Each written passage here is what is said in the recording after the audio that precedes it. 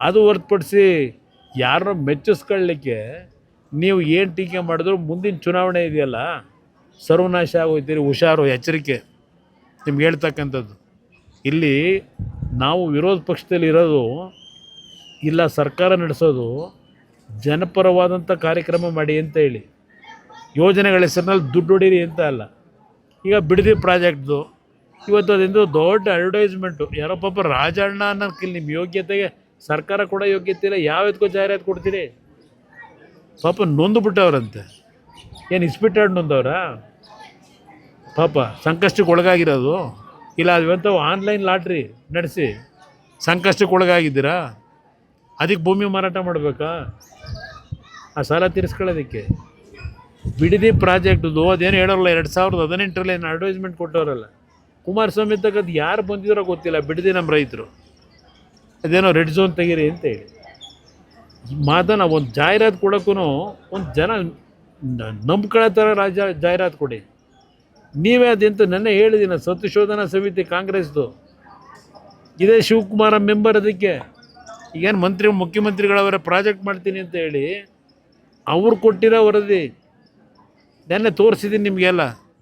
ಕಾಂಗ್ರೆಸ್ನ ವತಿಯಿಂದ ಮಾಡಿದಂಥ ಸದನ ಸಮಿತಿ ಅದು ಬಿಡದಿ ಭಾಗ ಫಲವತ್ತಾದ ಭೂಮಿ, ಇಷ್ಟು ಲಕ್ಷ ತೆಂಗಿನ ಗಿಡ ಅವೆ, ಮಾವಿನ ಮರ ಅವೆ, ಹುಣಸೆ ಮರ ಅವೆ, ಅವರೇ ಬರ್ಕೊಂಡವ್ರೆ ಆ ಸದನ ಸಮಿತಿ ರಿಪೋರ್ಟ್ನಲ್ಲಿ.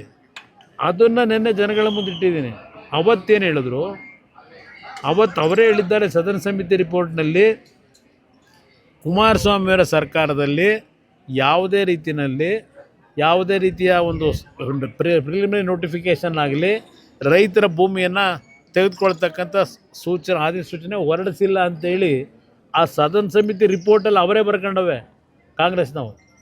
ಆ ಸ್ವಲ್ಪ ಸಮಯ ಇದ್ದರೆ ಅವೆಲ್ಲ ಕೂತ್ಕೊಂಡು ತರಿಸ್ಕೊಂಡು ಓದ್ಕೊಳ್ರಪ್ಪ. ನಮ್ಮ ಸ್ಟ್ಯಾಂಡಲ್ಲಿ ಯಾವುದಾದ್ರೂ ಒಂದು ಅಭಿವೃದ್ಧಿ ಅಂತಕ್ಕಂಥದ್ದು ಮಾಡಬೇಕು ಅಂದರೆ ನಮ್ಮ ಪಕ್ಷದಲ್ಲಿ ಯಾವತ್ತು ಜನವಿರೋಧಿ ಕಾರ್ಯಕ್ರಮ ಕೊಡ್ತಕ್ಕಂಥ ಕೆಲಸ ಮಾಡಲ್ಲ. ವಿಧಾನಸಭೆ ಕಲಾಪದಲ್ಲೇ 30 ಬಹುಶಃ ಆಗಸ್ಟ್ ತಿಂಗಳಿನಲ್ಲಿ ಇಲ್ಲ ಜುಲೈನಲ್ಲಿರಬೇಕು, ಅವತ್ತು ನಾನೇ ವಿಧಾನಸಭೆಯಲ್ಲಿ ಹೇಳಿದ್ದೇನೆ, ಬಿಡದಿ ಪ್ರಾಜೆಕ್ಟನ್ನು ಮಾಡ್ತಕ್ಕಂಥ ಪ್ರಶ್ನೆ ಇಲ್ಲ, ನಿಲ್ಲಿಸ್ತೀವಿ ಅಂತ ಹೇಳಿ. ನಾನೇ ವಿಧಾನಸಭೆ ಕಲಾಪದಲ್ಲಿ 2007ರಲ್ಲಿ ಆಗಸ್ಟ್ ತಿಂಗಳಲ್ಲಿ ಹೇಳಿದ್ದೀನಿ. ಇದು ಕೂತ್ಕೊಂಡು ಓದಿ. ಅದರಿಂದ ಇವತ್ತು ನೈಸ್ನ ಹೆಸರಿನಲ್ಲಿ ಯಾವೊಂದು ಲೂಟಿ 30 ವರ್ಷದಲ್ಲಿ ಮಾಡ್ಕೊಂಡಿದ್ದೀರಿ. ಇವತ್ತು ಬೆಂಗಳೂರು ಮೈಸೂರು ರಸ್ತೆ ಆಗಲೇ ಇಲ್ಲ, ಅದ್ರ ಜೊತೆಗೆ ಈಗ ಬಿಡದಿನಲ್ಲಿ ಲೂಟಿ ಮಾಡೋಕ್ಕೆ ಹೊರಟಿದ್ದೀರಿ. ಸಾವಿರಾರು ಕುಟುಂಬಗಳಿಗೆ ನೈಸ್ ರಸ್ತೆ ಕಾರ್ಯಕ್ರಮದ ಅಡಿಯಲ್ಲಿ ಬೆಂಗಳೂರು ಸುತ್ತಮುತ್ತ ಮನೆಗಳನ್ನ ಬುಲ್ಡೋಸ್ ಮಾಡಿಸಿದ್ರು, ಆ ಜಾಗ ಬೇಕು ಅಂತೇಳಿ. ಇದೆಲ್ಲ ರೆಕಾರ್ಡ್ಸ್ ಇಟ್ಕೊಂಡು ನಾನು ಹೇಳ್ತಾ ಇರೋದು.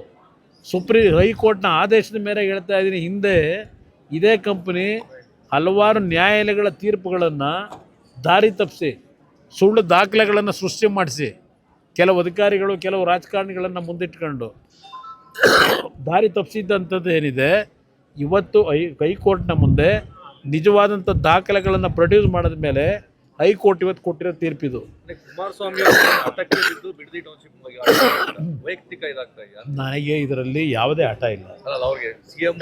ಅವ್ರಿಗೆ ಹಠ ಇರ್ಬೋದು, ಅವ್ರಿಗೆ ಹಠ ಅನ್ನೋದಕ್ಕಿಂತ ಹೆಚ್ಚಾಗಿ ಆ ಪ್ರಾಜೆಕ್ಟ್ನ ಹೆಸರಿನಲ್ಲಿ ಲೂಟಿ ಆಗಬೇಕು, ದುಡ್ಡು ಹೊಡಿಬೇಕು, ದುಡ್ಡು ಹೊಡೆಯೋಕ್ಕೆ ಕಾರ್ಯಕ್ರಮ ಅದು. ನಾನು ಹೇಳೋದಲ್ಲ.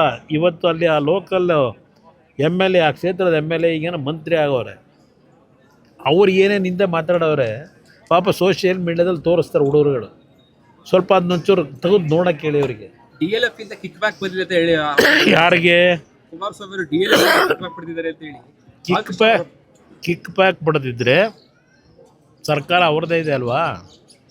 ಯಾವನು ಕಿಕ್ ಬ್ಯಾಕ್ ಕೊಟ್ಟವನೇ ಅವ್ರಿಗೆ ಹೇಳ್ತೀನಿ ಒಂದು ಮಾತು, ಕುಮಾರಸ್ವಾಮಿನ ಕೊಂಡ್ಕೊಳ್ಳೋಕ್ಕಾಗಲ್ಲ, ಜನತಾದಳನ ಕೊಂಡ್ಕೊಳ್ಳೋಕ್ಕಾಗಲ್ಲ, ದೇವೇಗೌಡರನ್ನ ಕೊಂಡ್ಕೊಳ್ಳೋಕೆ ಸರ್ಕಲ್ಲ.